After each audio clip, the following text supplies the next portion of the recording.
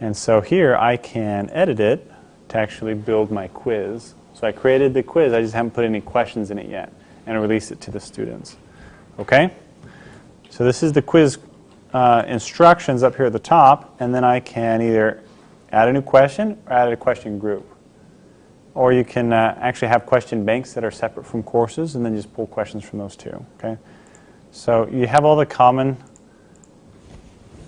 the usual suspects for question types. We have like multiple choice and true false and fill in the blank, formulas and whatnot. I'll explain the multiple choice since it's fairly common here. And I'll say in what historic eastern city did some events of the Revolutionary War take place? Okay? And so I can say Detroit, Cincinnati. Okay? So I can do as many of these as I'd like. Okay? Or I can remove these two with just the X. Okay? So I can do 3, I can do more. And then this little arrow shows the system which one is the correct answer. All right, so you would just click on it to actually move it. See how I did that? See, so I just hovered over here. See how I have that grayed out arrow? So you just click on it to set the answer as correct. That's a little tooltip we give you too. All right, so I say, actually, this is the correct answer, or this is the correct answer. Okay, these little boxes here that are changing colors, this is to show this is the correct answer. And if you choose this answer, this is some feedback that I can give the students after they take the test. Give them immediate feedback and use it as a teaching opportunity. This one is red because it's an incorrect answer, so I can give them some feedback if they choose this wrong answer, right? So I could say Eastern, yes, but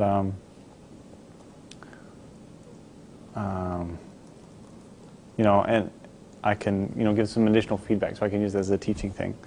And then down here at the bottom I can say overall if they get it right, this is feedback I can give them, or overall if they get it wrong, this is some other feedback that I can give them. Okay? Or you can leave these blank, either way. Question.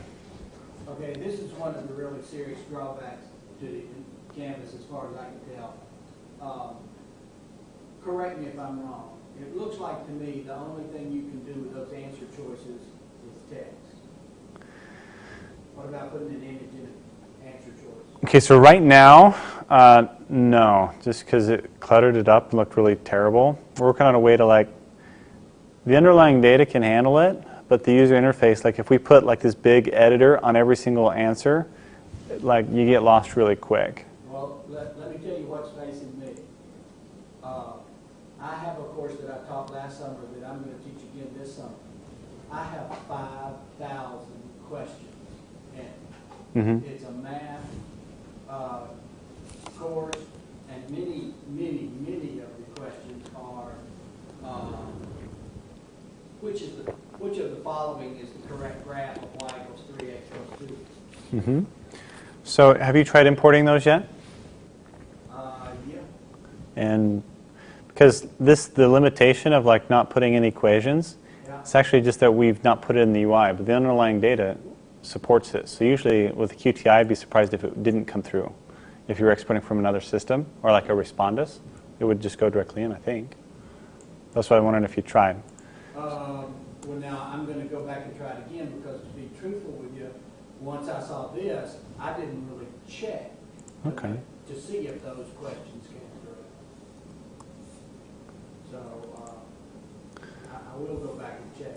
I do know that I tried in Respondus to create equations in the answer choices, and the equations did not come through.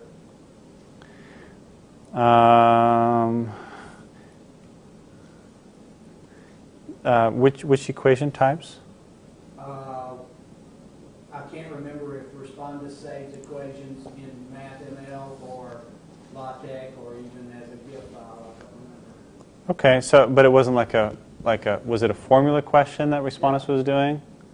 No, I tried it in multiple choice questions. It was a multiple choice? Yeah. Okay, well, let's look at that. We're actually, we've integrated with Respondus. And so, No, I could do the QTI import fine. yeah, well, we're actually, we took it a step further, and like we're being added as a flavor within Respondus itself. That's good. So you can push it directly in. And so, so with that, then Respondus should either convert them to the format that because QTI is kind of ambiguous too, but they're supposed to do it to our flavor, or it'll let you know, right? It's not going to fail. Does that kind of make sense? So Respondus should be actually giving us some feedback on that, on those question types. So that's something we should look at again. Okay. So right now, the workaround that I usually suggest, like for today, is that you can put any content up here, right? So I can say, the sum of. Yeah, I understand the workaround, but it's not pleasant. Okay. And so then I can just go like, A and B, if I want to do something like that. Okay. And actually, I just embed it in the question type. Yeah, I got you. That make sense? But I have 5,000 existing. Yeah. So that's not so cool. So let's. I think it'll already work. Because like I said, like it's actually just the restriction is not on the ability of our back end. It's that it clutters the front end like no other. Now, I can tell you this.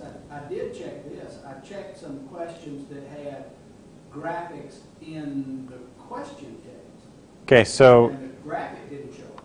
Okay, so the comment is that you tried some quizzes that had images inside of them, and that was a known issue. We are picking up images now. That's part of that Respondus integration that we did, is so that we are picking up embedded images as well. Well, right now I'm talking about the import from Blackboard. Yeah, it affected all of them. Because the import from... Try it again and maybe it's going to work. We can try it today, or I can check to make sure it's been a recent thing, like within the last month or so. So I need to make sure it's been deployed for you. Okay, but when Blackboard migrates from one course to another, they actually serialize the quizzes as QTI, so it affects those as well. Yeah. It was in a standalone QTI. So in the answer choices... So if it's not fixed today, it's going to be real soon. Really soon is a fine answer for me. Nothing's perfect. In the answer choices now, can you put HTML or... Not in our editor today. So if I was to type angle B, angle word, it would just show angle B, angle word. It wouldn't turn it bold or anything, right?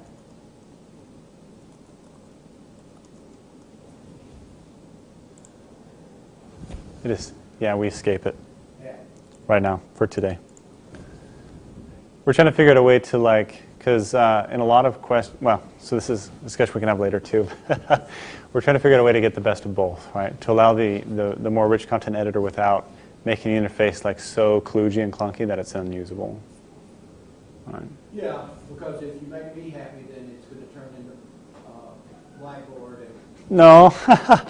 No. That's a trade-off. If you address every little issue everybody's got, then it does become the... Yeah, well, I think there's going to be a way that, what it is here, see this box here, all the buttons in it and stuff, Of course, I've got it kind of scrunched on my screen, right? Because if I was wider, I'd have just a single row. But there's still, a lot of buttons. If we put that on every single one of these answers, you wouldn't even tell where the answers are. And so we're looking to see if we could, use something inside this box where, if I start, a backslash, then we assume, you want some math or something. And then, we will just unobtrusively invoke a math editor or something. Does that make sense? So we're thinking very hard and deeply about it. I'm thinking you provide two different interfaces. Huh? One that's kludgy and Yeah. crappy looking, but I can do my equations and graphs. That's definitely a possibility too. Yep. Okay. All right. Okay, so you guys using a lot of quizzes online? No? Anyone using quizzes online? Yes. Yeah, but it's a separate website. Oh, a separate website? Yeah. I don't use Blackboard for this. But there are people here that do. I do. Okay. I do, but it's painful. It's painful. Okay. It's a time-consuming process. To create, yeah. Yeah, exactly. So they Which end is up very being similar pretty here short. at Blackboard. Yeah. So what do you teach, Lois? Marketing, Marketing? mostly graduate now. I've used quizzes for the undergraduate. And once they're in, they're great. So do you find the interface difficult? I mean, because I just find quiz questions hard to create. Everything one at a time. Once they're created, then you can go from class to class. Mm-hmm. But if you want to make changes and things like that, it's very cumbersome. Mm. But once it's in, and then it grades itself. And Yeah, all it's that, nice. fabulous. Yeah. So hopefully we made it a little bit intuitive and easy to edit is what we're trying for. So. Well, it's very similar, in terms of, I mean, it looks a little better, slightly better to navigate than Blackboard, but not dramatically different. In other words, green would be, I've got this Word document, I can just import it. That's one of the reasons that we've integrated with Respondus. Yeah. You can actually do that in Respondus, Lou. You can take a Word document and it's Come on, Liz. readable multiple choice test and it converts into Yeah. a test. Oh, well, Respondus is third-party software that probably not many people around here have heard about. Do you guys have a site license for Respondus or anything? I'm asking. I'm just asking. I pay for Respondus out of my own pocket. Okay. John, just because some of us have to leave, Yeah. we're going to try to do this summer. Like, if I want to go home, I go home and practice on this and learn to navigate it. But will we? At what point will we be able to import our students? Is this connected in any way to? Well, yeah, we'll have that. We'll either Edward will do it, and Edward will either have it ready in time for this summer, or we'll do it manually this summer. But you won't have to worry about putting your students in your course. All right, but now what about the students themselves learning this system, as opposed to everybody's coming in and they're somewhat familiar with Blackboard, and I say, okay, we're going to go here to have this class. We got some online videos. Actually, Devlin's got some online videos that we'll point them to. Generally, students have no trouble picking up new systems like this. I mean, industry-wide, Blackboard, DesireLearn, anybody will tell you that. The big switch here is going to be showing them that communication plan, which is a complete paradigm shift in structure. Other than that, them figuring out how to check their grades and how to submit an assignment, most of them are going to pick it up on their own, but there will be some videos available. I don't think anybody plans on doing any face-to-face student training. I don't think we've ever done it, Yeah. even for Blackboard when we rolled it out. But I don't think it'd be a problem. The help desk students will be prepared. Yeah. Well, but one of the things is for the first time, they've never been exposed to this. And it's, let's say, week before class, I send the communications out Right. with the syllabus. Right. Uh, What I'm going to suggest to you and everybody else is you actually go into your Blackboard course that they're used to going to and put a giant page on it that says, this course will be conducted in Canvas, link. And then they'll go there and get the announcements and tell them that they should go in and navigate their way through to learn the communication system. So. Yeah. And I don't think it'd be a problem. I don't think students are going to have a problem. We'll go out of our way to tell them about the communication piece. My only concern is our students' average age is 35 and up. If they were 18, I wouldn't be worried about it. If you But- want me to come and do a presentation to your students, I'll be glad to do that. Yeah, and if Pam's not available, I'll do it. I'm also available. But part of your worry here is you're seeing all the complexity that a teacher can see. The student can't even do any of this. They can click. Is what they can do. So their side is just